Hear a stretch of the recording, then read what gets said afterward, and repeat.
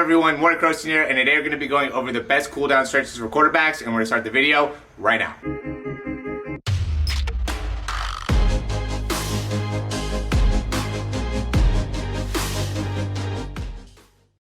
Alright, so a couple days ago I made a video that went into the importance of having a routine both before and after we go through our throwing, and I realized that having a routine after, some cool down stretches after, while it's super important, I don't really have a video that goes into what are some of the best stretches. So today I thought it'd be awesome to be able to make a video for you guys to be able to understand exactly what are the things to do. Shouldn't take a long time to be able to go over these stretches, but I do think it's super important every single time you throw you have something that you do in order to make sure that you're able to keep your shoulder and your arm healthy. So we're going to start that right now. All right, so first thing's going to be stretching out the pec, and really this is going to be one of the most overused parts of your body when you're throwing for an entire practice. And so what you're just going to do, and you could really have a partner do this as well, just kind of pulling back. But right now I'm just going to use a wall. You can use like a locker, really anything.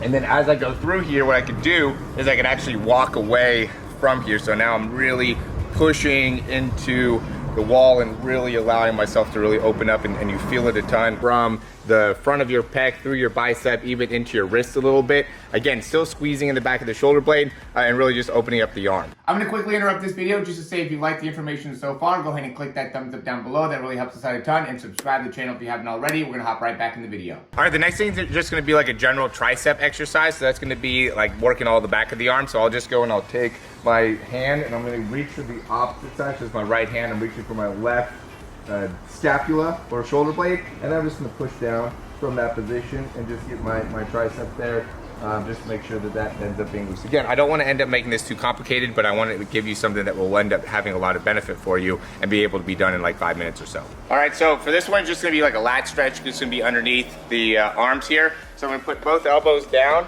and then I'm just going to sit back as much as I can. And then from here, I can also even try to bend my elbows back, have my thumbs facing out, and that will help add a little bit more stretch here. And you could really use a lot of different type of benches to be able to make this work, but really just trying to stretch out the underneath part of the shoulder. All right, so now this one we're just going to go into a wrist position or wrist stretch. So I have my hands facing all the way back towards me, or fingers facing back towards me, palms 100% on the ground, and then I'm just sitting back from that position. I think this is great to be able to improve your wrist flick as a quarterback overall, and then also to just open up your whole front and back lines with all the muscles. And I'm going to go with my palms down, or palms up, and top of the hands down, keeping those elbows straight, right? So a lot of people have a hard time kind of straightening out the elbows as they're doing this, so really try to push those elbows straight and then sit back, and then again, that'll just be a good stretch for the wrist to keep it a really good wrist range of motion. That ends up being super important for quarterbacks to be able to keep that really strong. So that's going to be the last one of the cool down stretches. All right, so those are the cool down stretches that you could do every single day after you throw. It should only take about 2 to 3 minutes to be able to go through all that, at the most 2 to 3 minutes. Again, if you like the information, go ahead and click that thumbs up down below. That helps us out a ton. Subscribe to the channel. And if you want to get more information about how you can become a better quarterback, go ahead and check the description down below. We have a few different videos that will be able to help you in understanding some of the mechanics, some of the footwork, some of the dropbacks, the best release, some things like that to be able to really help you out as a quarterback overall. And if you're interested in getting a breakdown, you can check that out below as well.